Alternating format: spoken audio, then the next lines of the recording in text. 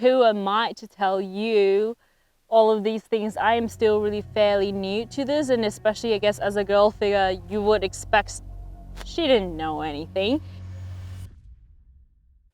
G'day guys, this is going to be a little special video about an issue that right now is really hot in Australia.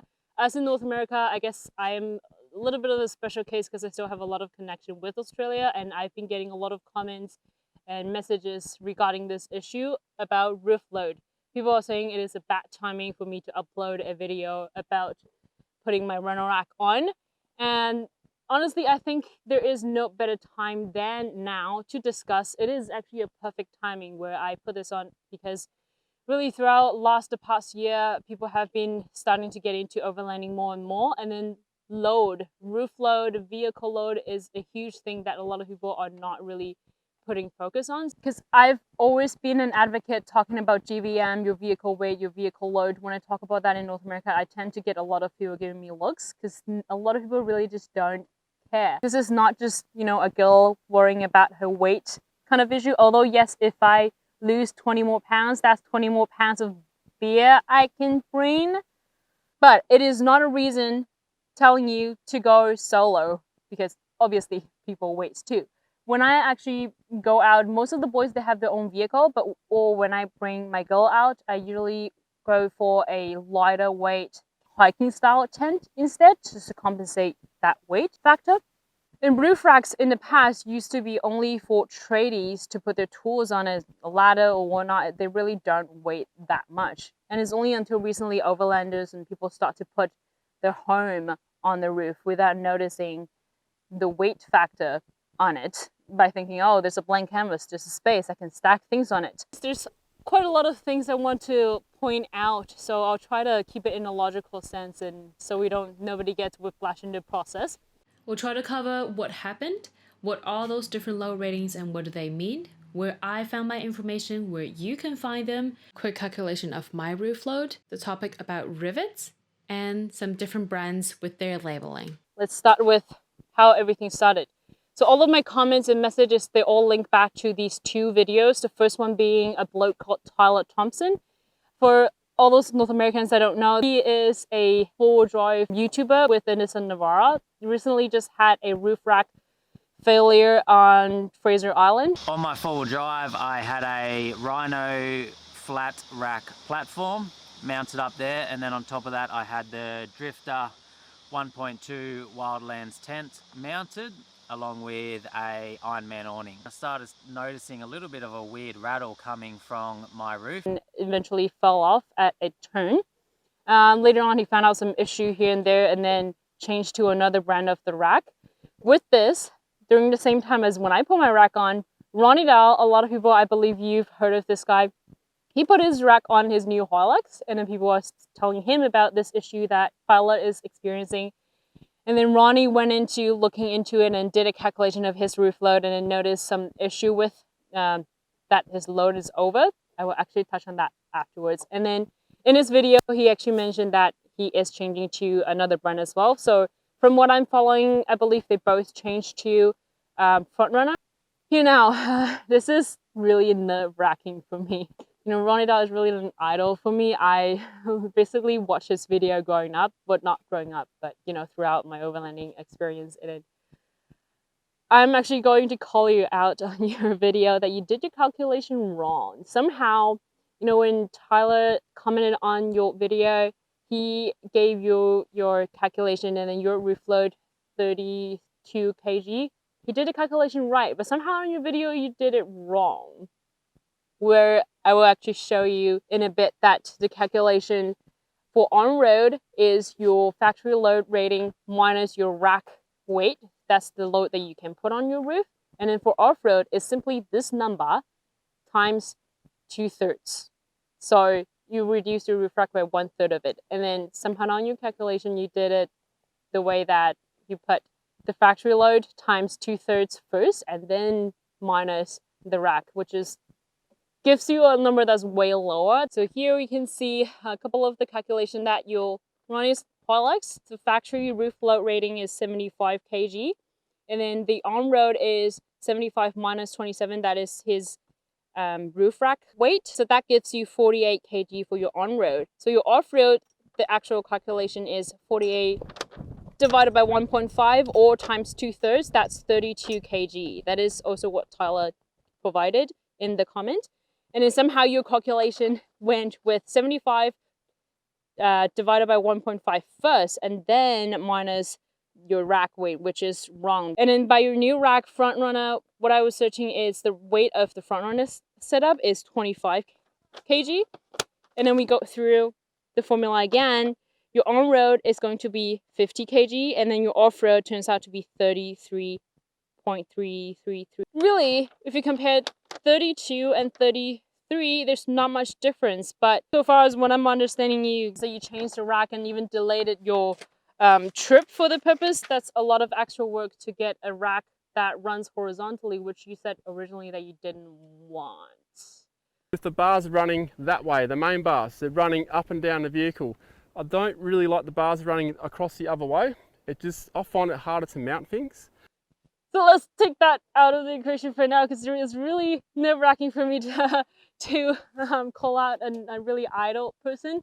But yes, it is really important that everyone go check out those 2 videos and follow the whiteboard where Ronnie Dow was running those calculations. But it's also important for you to know that the calculation was wrong. Okay. Are we ready to get nerdy? Alright, so the different numbers that we are getting for roof load. Every manufacturer, they claim that a load their rack can take, which is usually 300 kg and up, depending on different rack system. But this static load rating is, for better understanding, is when you bolt the rack on the ground. That's only what the rack can take. So when you load it way over that, maybe at one point the rack is going to start cracking, and that's just purely the rigidity of the rack, because the ground, as we know, it's solid. However, if you bolt it on the roof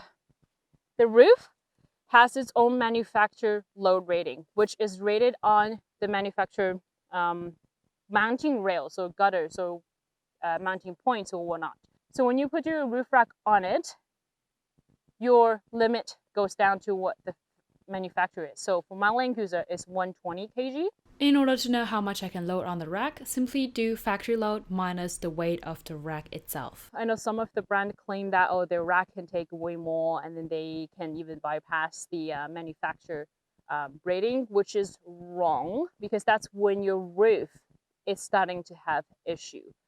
The only way to bypass the manufacturer limit is by bypassing the manufacturer mounting rail, which in this case, I want to bring out Jeep, their backbone system for their roof rack. You actually are going into your hot top and bolt on to the tub and your roll cage. So in this sense, we're not using manufacturer mounting rail. There should be a different calculation.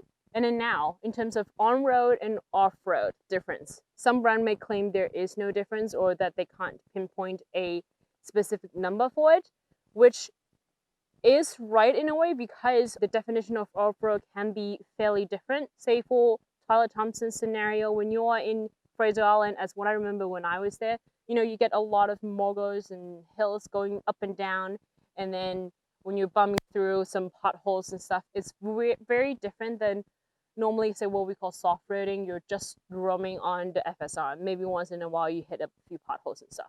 So generally speaking, from the industry perspective, you would reduce your on-road by 1/3 to get to off-road loading, because when you're static, the vehicle is essentially having, this is a part that really, I guess some people in physics or really in engineering will talk about, is 1G, that's gravitational force.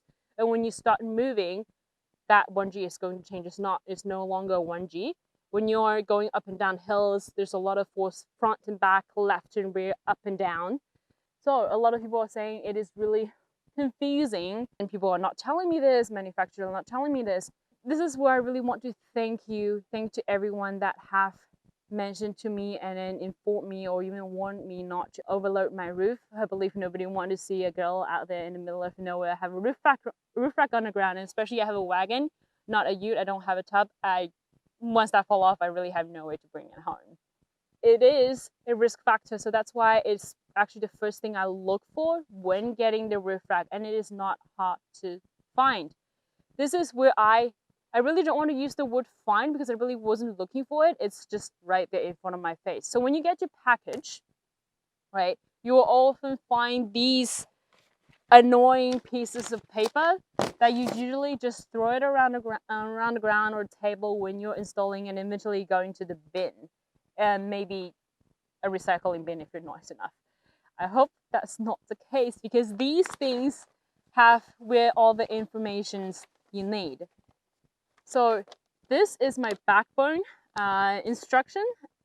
The first page, you can see there is a chart telling you what the different load is and what they mean, the definition on the front page of your instruction. I guess a good thing about my one is it tells you the exact number instead of just an equation so that you will need to do the calculation afterwards. I've highlighted my Pioneer and its different load allowance, 54.5 kg off-road allowance. Okay, I think we can end the video here now because that's literally what you need to know. Where you need to find it, right here, done. But a lot of people don't read this, or a lot of people, just give it to a shop and have the shop deal with it, and then when they take delivery of the vehicle, they didn't know anything. So that's why I really advocate or try to do most of the install myself, or if not, I would prefer to be on site when that's being done, just so that I know the ins and outs. If anything goes wrong, I at least know the components or the parts of it. And also why at the very bottom of each instruction, it says that note for dealers and fitters, it is your responsibility to ensure these fitting instructions are given to the end user or client. So Tyler, if you didn't get this instruction, if you didn't see it, you need to have a conversation with your shop, maybe. A reason I say I'm lucky to get this chart right on my instruction sheet is that Rhino-Rack, I believe for the earlier model vehicle, they do have a chart on it, but as of lately, they might have stopped putting a specific number on because of liability issue. A lot of the vehicles, they are sometimes having recalls, and then all of a sudden the roof load changed from when they first put it into the market, and then all of a sudden you have a different number than what it in the real world is right now. So with that, they prefer you to do the calculation by yourself. So if that's the case, Quickly showing you a newer vehicle's instruction. In the area where mine has a chart, they now give you a calculation formula. I'll show you where else to find it. This is, again, something that you really cannot miss during your install. This is a chart that you will need to look at when finding the distance of your crossbar on your Pioneer platform. And then the formula is right under here. So really a lot of places where you can find the formula as well. For this one at the very bottom, it says notes for dealers and fitters. It is your responsibility, blah, blah, blah, to hand it to the customers to make sure they know. So really it's not a good culture, I would say, for people now that just have money to throw into a shop and not really know anything that they have or the limit of their gear. It is your responsibility as the owner to know the ins and outs of your vehicle, because in the end, when you're out there, who can help you, right? And in terms of these informations, as you can see, I have a lot of papers here from all of the gadgets I got for this vehicle. It's not a hoarding issue. It's really something you need to keep. These are just foreign racks, but same goes to all the other equipments. I kept all of the instructions. Everywhere you can see there are notices to tell the shops to keep this information in the vehicle, to hand it to the customers. I actually got the Batwing in Australia, and then that Batwing instruction has been always in the vehicle coming from Australia to North America and in Canada. It's been in the vehicle, got dirty and things, but keep it. It is important. So here I'll show you even on the other items. This is just the Pioneer platform. On here it says, please place these instructions in the vehicle's glove box after install. Here, this is even just their handles. There is a little box saying, do not overload, a safety factor of 1.5 is required for off-road use. This is their new Stow It kit again, it's aligned to tell the fitters it is your responsibility to give this instruction to the customers. Same goes to the MaxTrax. Something you can't miss if the shop is doing their job. And again, I'm not saying that you have to do all the jobs yourself. It is okay to trust a shop, but really when this information, when Tala is saying it's difficult to find, I would say it's a negligence on both sides, both the shop and the customers, that you are not taking full responsibility into knowing exactly your product, to read this through really. Alright, so here just to show you how to find the information on the website without your instruction sheet. On Rhino-Rack's website, there is something called Fit My Vehicle. You just input what you have. So let's go with my Land Cruiser. It's 2005. And then select vehicle. It will pop up with your option. I went with the Pioneer. Platform.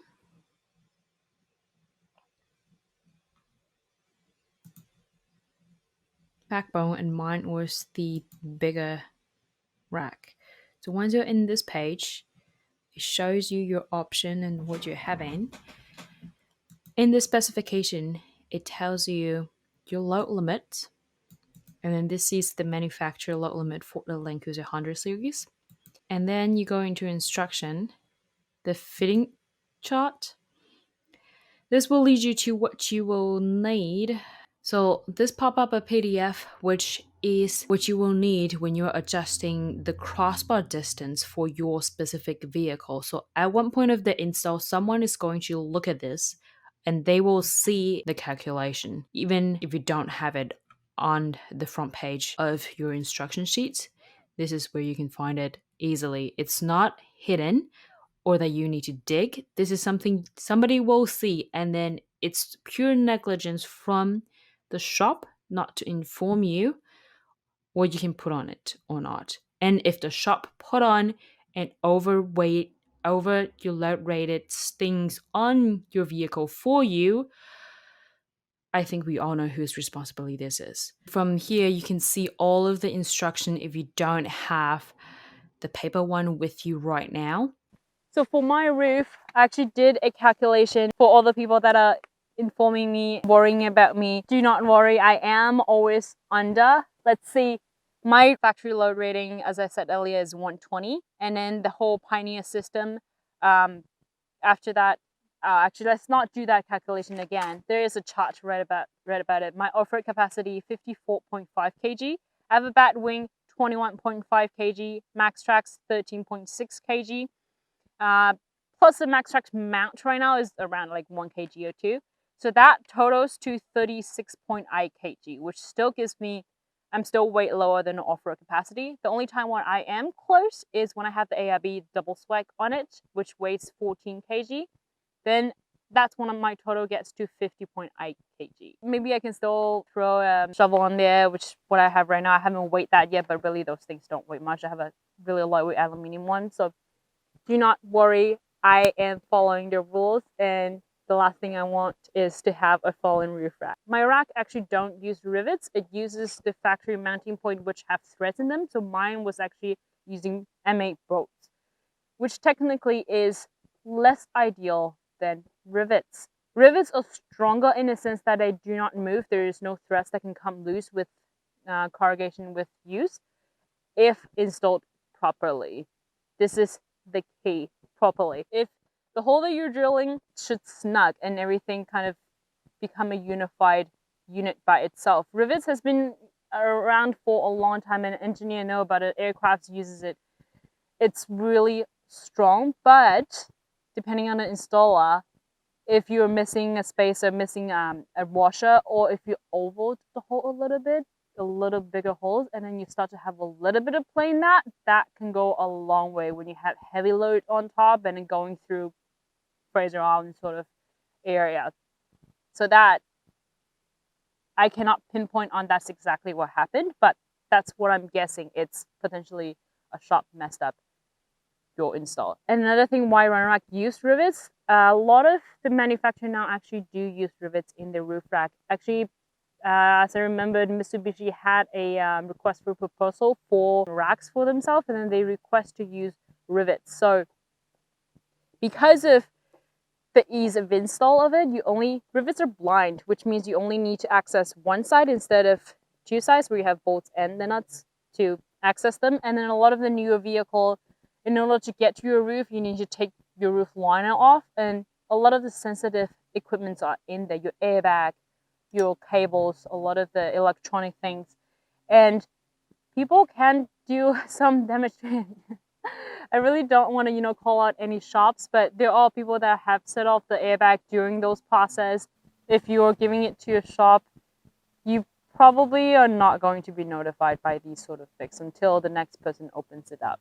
So really, if someone can drill a rivet a little bit bigger, then you never know what's going to happen if they strip the roof off. With that said, because of the equation is industry standard, and both Tyler and Ronnie are complaining how this equation is really difficult to find, I just showed you guys it is not difficult to find.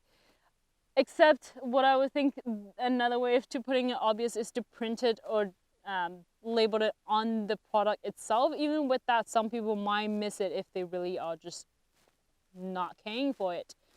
And so I went on to some other manufacturers, other brands' website and trying to find these information to see where they might have been doing a better job at labeling this. Frontrunner is the brand that both of them ended up going to. By looking at their instruction, I really didn't find any calculations or any things I can base off of.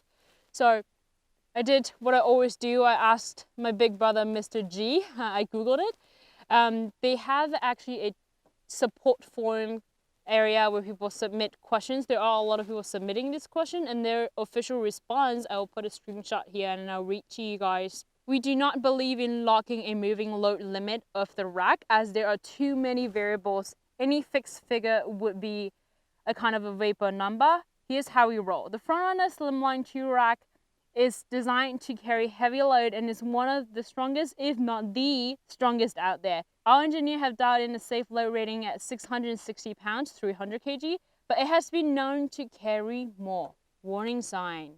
People can take that literally. Have you seen us load 1540 pounds of water on Frontrunner rack mounted on a Land Rover Discovery 4? Check out our YouTube channel.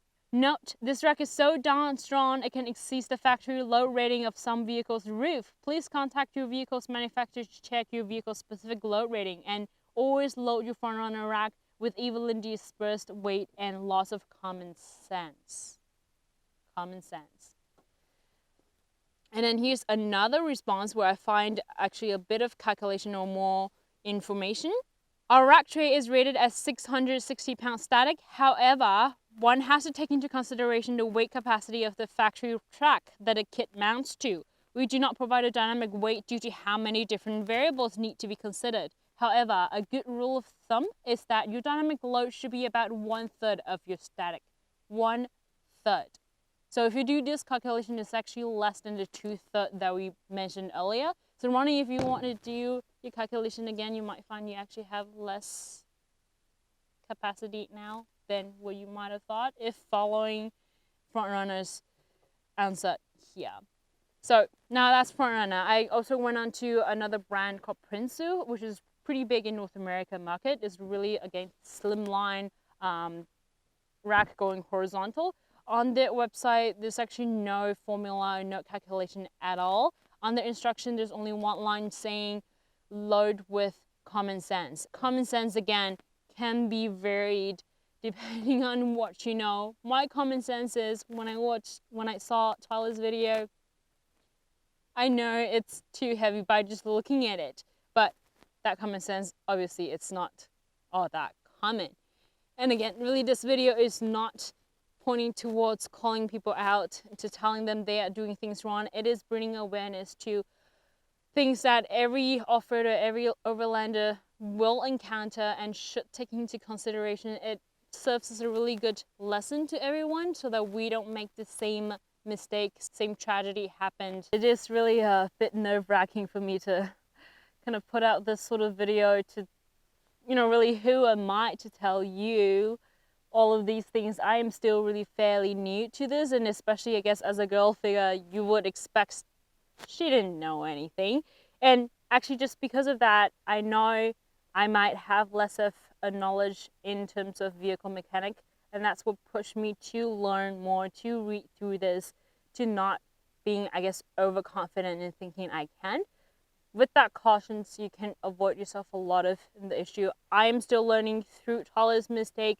I've learned a lot. I know a lot of you guys are new into overlanding or off-roading as well.